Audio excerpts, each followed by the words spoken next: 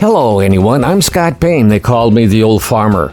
Recently, Mrs. Old Farmer and I have been enjoying the benefits of a wood stove in our family room. I don't have to tell you how good radiant heat from a wood stove feels.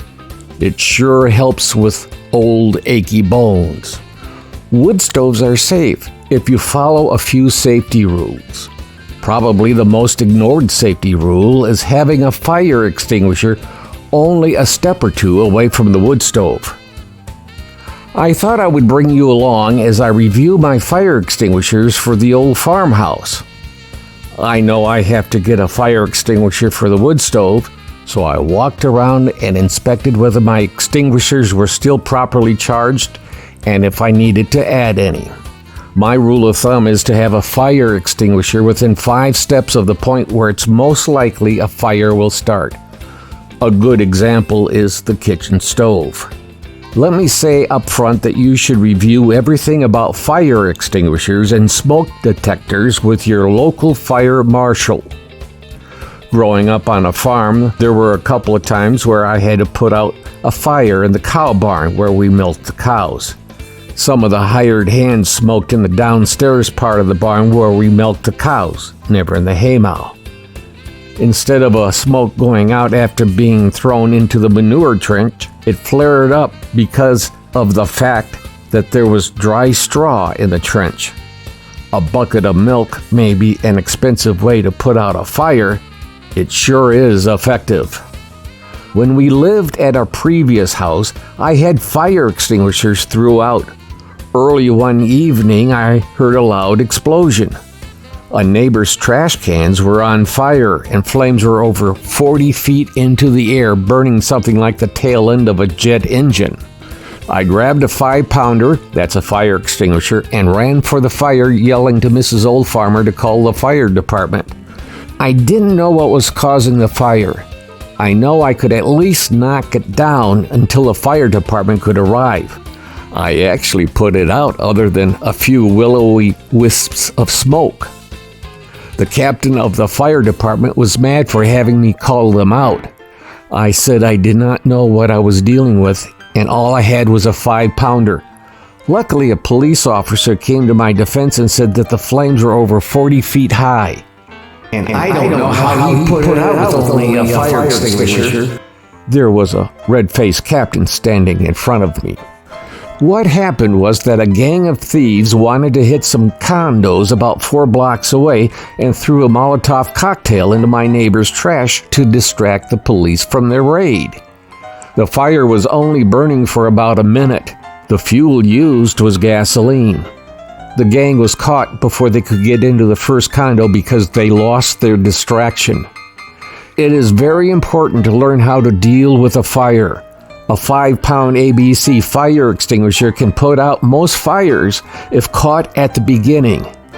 As an example, if you were deep frying something like French fries and the grease or oil foamed over and was lit by the stove, having a fire extinguisher 5 steps away will put the fire out without a problem, if you know how to use it. I usually keep the hose attached and aim the bottom of the tank at the fire and shoot with a 1-second burst and move to another spot and shoot again. If it's beyond the ability of a 5-pound extinguisher because you did not see the fire start, it can be used if needed to create a path for escaping through the fire by first holding your breath and do 1-second bursts to open a path to safety. Talk with your fire marshal on how to use a fire extinguisher as an escape tool. Once outside, then call for help. Avoid moving through the fire if there's any other way to escape. On a second story, hang out the sill and then drop and roll. You will only be about 8 feet off the ground. If carrying an infant, tuck into your stomach and roll while protecting the child from touching the ground, something like a quarterback carrying the football. These are not suggestions. Only ideas to think about and to talk over with your fire marshal. We are lucky. Our second story has windows that open onto the roof of another part of the house. One roof has a TV tower to climb down. So keep your smoke detectors filled with fresh batteries and keep a fire extinguisher within 5 feet of the most likely place where a fire might start. What do you do if there is a fire? Stick your hands in your pocket, of course. No, not for hours. A second or a second and a half is enough. What it does is break you from being frozen by the fire. It's enough to separate you from the emergency and allow you now to focus on what to do. Are you able to safely put out the fire? Should you evacuate everyone from the home, including pets? Again, talk to your fire marshal and ask for what should be done.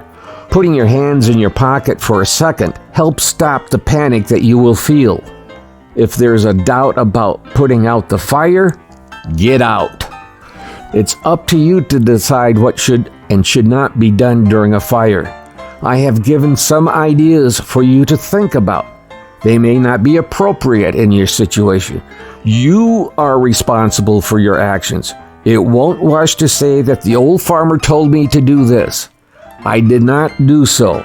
I gave you a starting point for you to plan what should be done. As a last thought, this is my advice to you. Get the rechargeable 5-pound fire extinguishers. They are easy to handle and gives you more firefighting ability.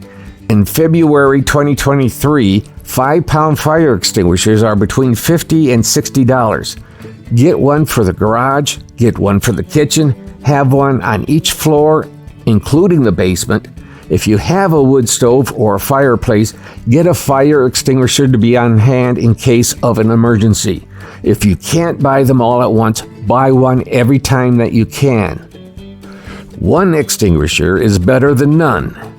And once a year, check to make sure they are still charged.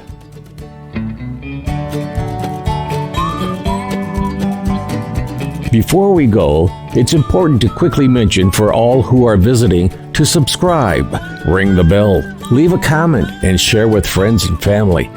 Now for the most important part, thank you to those who have subscribed. Thank you. And yes, thank you to those who are visiting. We value you too. We're trying to reach 1,000 subscribers so that we may receive a pittance from YouTube to cover expenses.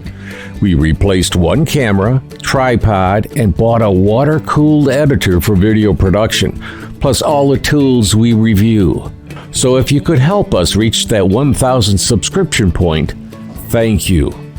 Well, this is the old farmer Scott Boehm.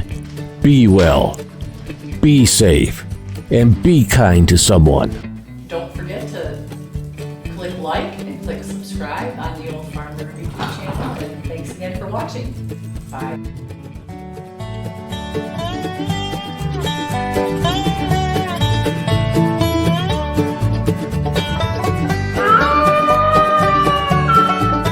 The VFW National Home for Children, providing families of veterans and active duty military opportunities for growth and development in a nurturing community. Please consider a donation to help their children and families. I.C. Rhodes speaking.